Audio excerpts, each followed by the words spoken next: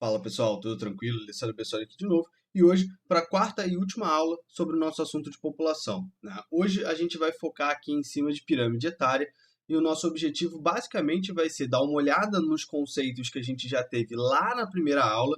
Então, se você não assistiu a primeira aula desse bloco aqui, vou deixar no card aqui em cima para dar uma olhada e depois voltar para essa nossa aula de hoje, tá? E aqui, então, todos aqueles conceitos básicos que a gente trabalhou lá na primeira aula, de taxa de natalidade, taxa de mortalidade, expectativa de vida, a gente vai olhar agora para esses conceitos aqui em cima do nosso gráfico de pirâmide etária, tá? Então, a gente vai aprender a ler esse gráfico na aula de hoje, ver como que ele traz certas informações para a gente, como que ele pode ser aplicado aí em algumas questões, como isso normalmente é aplicado em algumas questões, e eu vou trazer também para vocês aqui algumas variações desse gráfico, certo? Vou tentar fazer essa aula mais rapidinha para fechar esse nosso bloco, então vamos direto aqui para o nosso assunto. Então, galerinha, aqui a gente está observando um gráfico absolutamente genérico aqui a respeito da pirâmide etária, né? Um gráfico aqui, não nem especifiquei de que país é esse gráfico,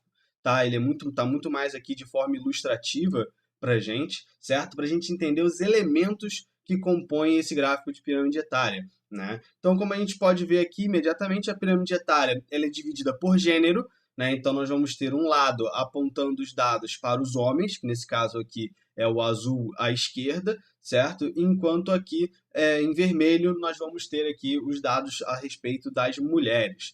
Em geral, você vai ter algumas diferenças sutis aí entre o comportamento demográfico de homens e mulheres, certo? Em geral, os homens têm expectativa de vida mais baixa, como a gente já falou aí em outras aulas, certo? Países que entram em conflito, em geral, vão ter um encurtamento aqui da faixa dos adultos homens que normalmente estão envolvidos aí no conflito, tá? Então é interessante a gente fazer essa análise de diferenciação de gênero dentro da pirâmide, ok? Além disso, a pirâmide ela também vai ser dividida aqui em três alturas, né? A base da pirâmide ela vai ser composta então aqui pela população jovem, que vai estar ali na casa dos 0 até os 18 anos de idade, mais ou menos, certo? De 18 até 59 anos, a gente vai ter a faixa dos adultos e de 60 para cima, a gente vai ter a faixa dos idosos, né? Então, fazer essa diferenciação também é bastante importante, porque quando a gente olha, né, para a camada que é mais que apresenta o maior contingente populacional, normalmente é aquela camada que vai demandar maiores investimentos por parte do Estado, certo? Então, quando você, isso é uma questão comum, né?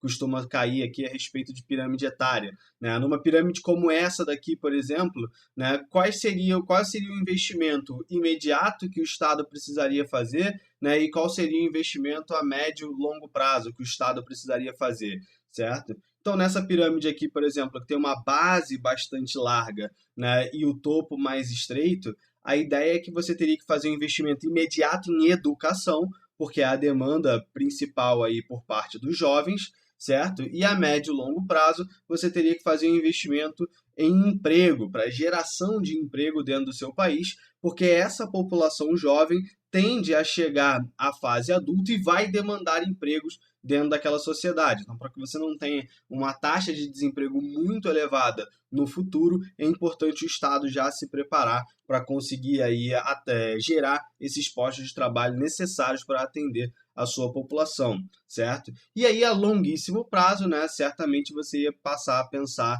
mais no futuro aí, na questão da previdência social e investimentos em saúde, né, que são as principais demandas aí dos idosos, certo? Então, isso já é uma primeira importância que a gente tem aqui a respeito da pirâmide etária. A gente precisa bater o olho nela e saber identificar quais são os trechos, né, da pirâmide que tem a maior participação naquela determinada sociedade, jovens, adultos ou idosos, certo? E dessa forma a gente vai conseguir identificar quais são aí os setores principais aonde o Estado precisa dedicar maior atenção, certo?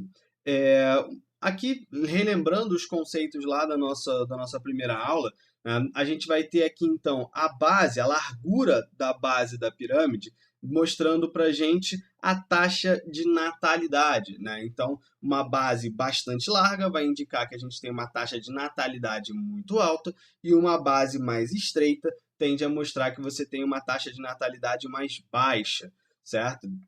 Esse gráfico aqui, ele certamente é um gráfico apontando para um país subdesenvolvido, né? Um país onde você tem uma taxa de natalidade muito alta, mas uma expectativa de vida consideravelmente baixa, né? Com uma taxa de mortalidade consideravelmente alta, né? Aqui nesse gráfico a gente consegue perceber a taxa de mortalidade pela diferença entre a base e o topo, né, galera? Porque se o sujeito nasceu aqui e não chegou no topo da pirâmide, obviamente ele faleceu no meio do caminho, certo? Então você vai essa diferença quando você tem um estreitamento da pirâmide muito acentuado, em geral você tende a ter uma taxa de mortalidade muito alta, tá?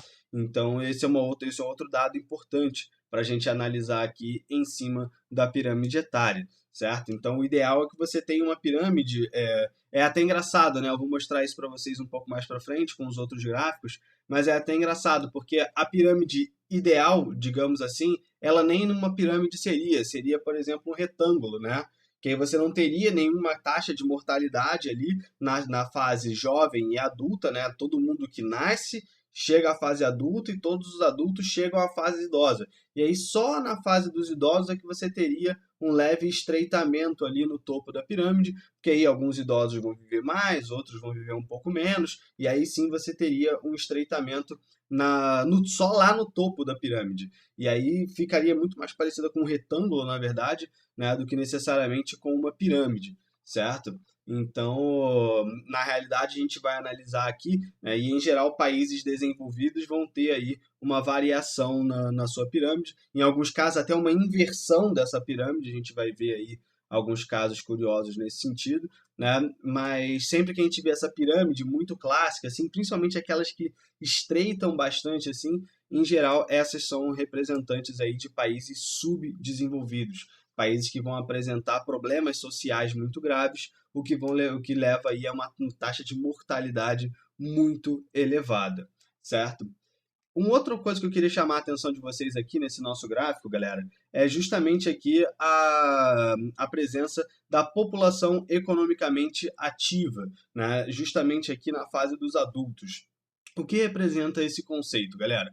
Quando a gente fala de população economicamente ativa, eu estou falando daquela parcela da população que basicamente movimenta a economia de um determinado país, certo? Então, os adultos são aqueles que vão estar empregados, né? E dessa forma eles vão receber os seus salários e daí, a partir desses salários eles vão movimentando a economia, tanto comprando produtos quanto pagando impostos, ok? Então, em geral, é essa camada da sociedade que vai, de forma geral, entre aspas, sustentar, né, o restante da sociedade.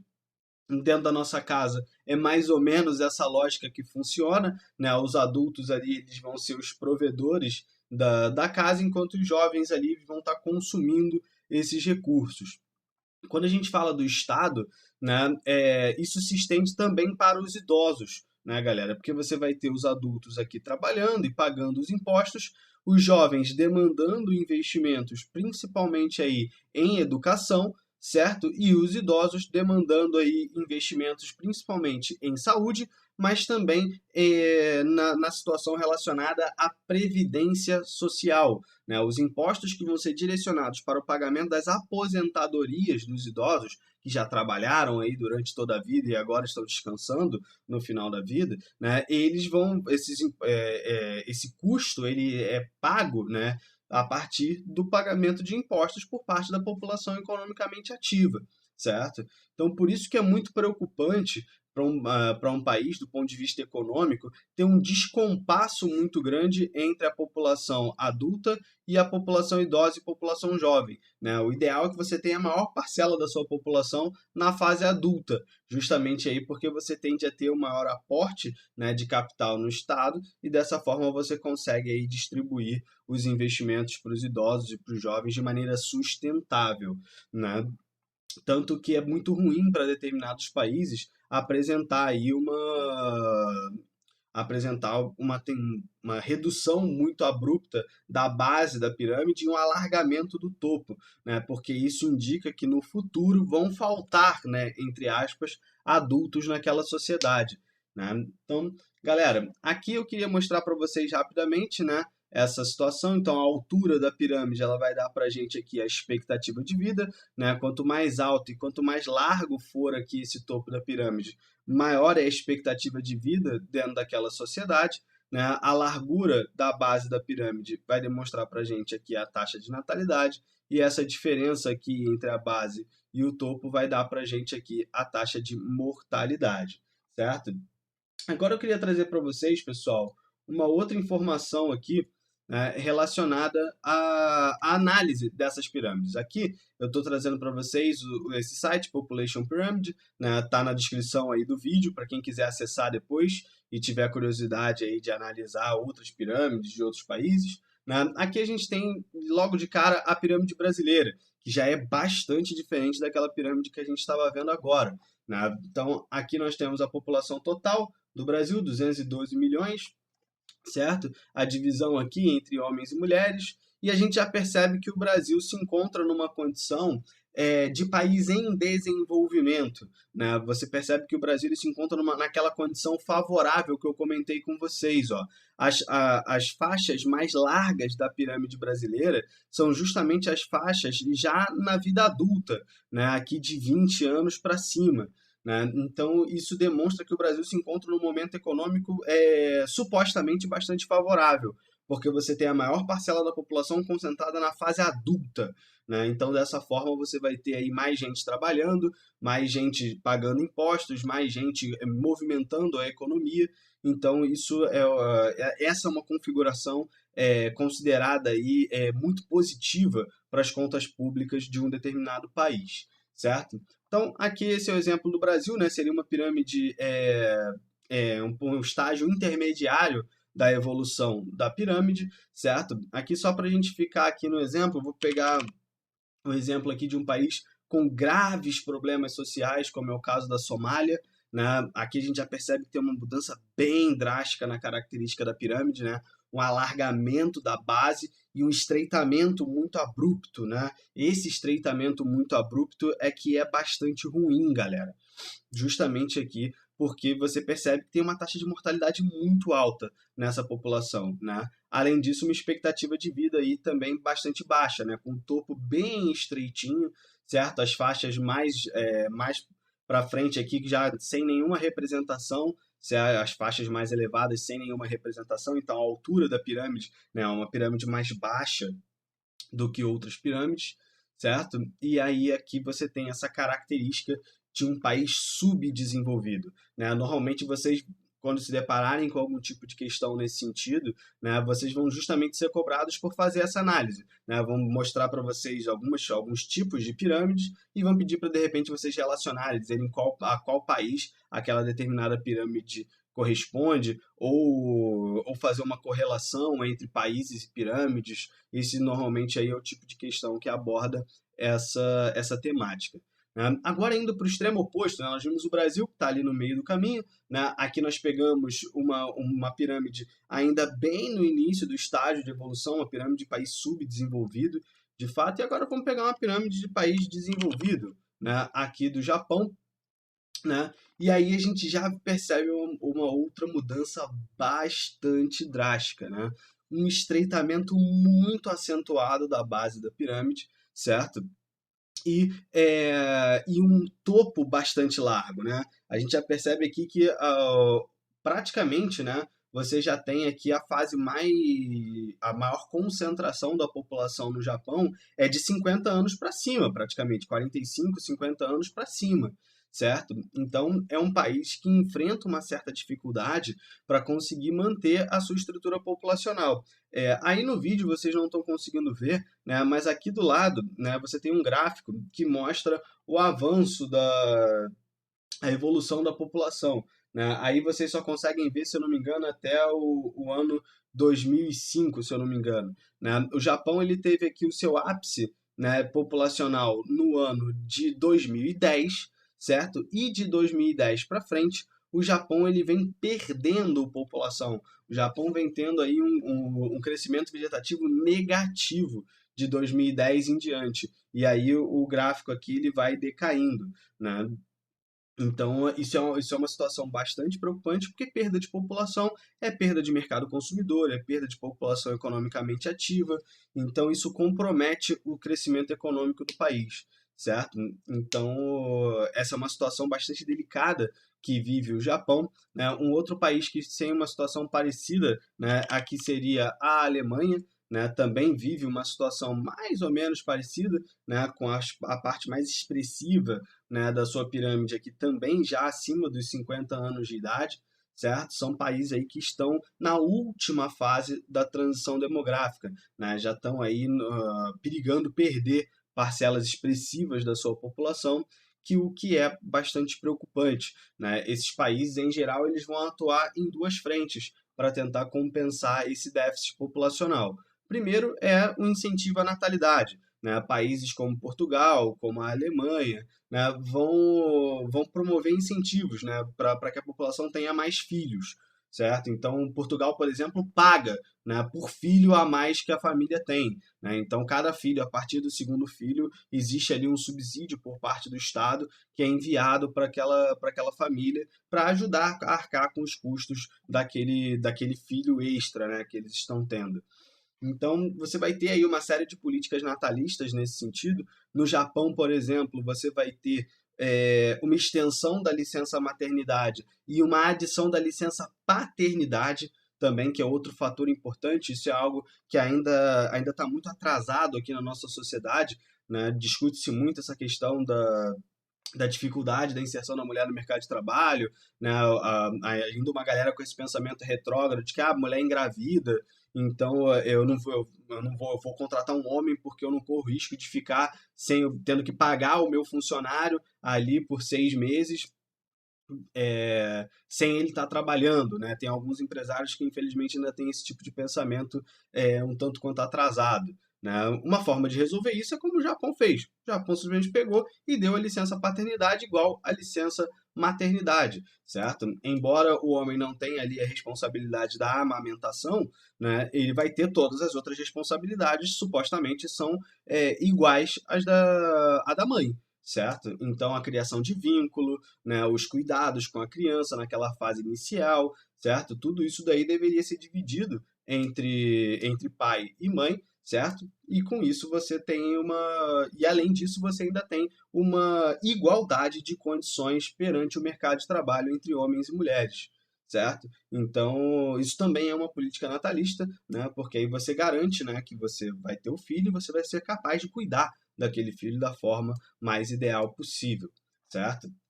E, além das políticas natalistas, outra forma que os estados têm para conseguir aí tentar reverter esse quadro de déficit populacional que a gente visualiza nesses exemplos de pirâmide aqui, como Alemanha e Japão, é o caso, por exemplo, do incentivo à migração, né? Vamos lembrar de novo lá da primeira aula, certo? Onde a gente viu que uma forma de você conseguir ali compensar um crescimento vegetativo negativo é justamente com um saldo migratório positivo, né? Então, se você incentiva a imigração para o seu país, a entrada de estrangeiros no seu país, você pode também aí dar uma engordada na sua população economicamente ativa e dessa forma aí compensar parte dessas perdas. É óbvio que isso enfrenta algumas dificuldades, né, galera? Você vai perceber aí avanço, né, de pensamentos xenófobos em diversos países da Europa Ocidental, por exemplo. Então, isso dificulta esse tipo de política. Você vai ter algumas barreiras culturais, linguísticas, por exemplo, né? O Japão, por exemplo, tem bastante dificuldade, né, de conseguir ali lidar atrair imigrantes para o seu território por conta da barreira da língua, né? Não é qualquer um que fala japonês, certo? Então, dessa forma, você tem aí algumas dificuldades nesse sentido, certo? Países como o Canadá e como a Austrália, por exemplo, já têm uma facilidade um pouco maior porque tem aí a língua inglesa, no caso do Canadá tem também a língua francesa, que são aí línguas mais difundidas de forma geral. Alemão e japonês são línguas mais limitadas, certo? Com maior dificuldade aí, que representam, né, um bloqueio maior, bloqueio não, mas uma barreira maior para a entrada de estrangeiros. Certo, pessoal? Galerinha, eu acho que é isso aqui, né? Eu queria trazer rapidamente aqui essa análise. Se vocês quiserem aí se divertir no site do populationpyramid.net, fiquem à vontade, né? Podem olhar aí, a gente tem aqui a pirâmide do mundo também, se vocês quiserem ter uma ideia, né, mais ou menos, né, de como está o avanço do mundo. O mundo ainda está mais ou menos ali, né, naquela pirâmide parecida um pouco com a pirâmide brasileira, né, uma pirâmide aí, digamos, de países emergentes, certo? Então vocês conseguem aí fazer essas análises. Então é uma ferramenta bem legal que eu trouxe aí para vocês junto dessa aula. Galerinha, eu espero que tenha ajudado vocês e a gente se vê numa próxima. Valeu, galera. Abraço.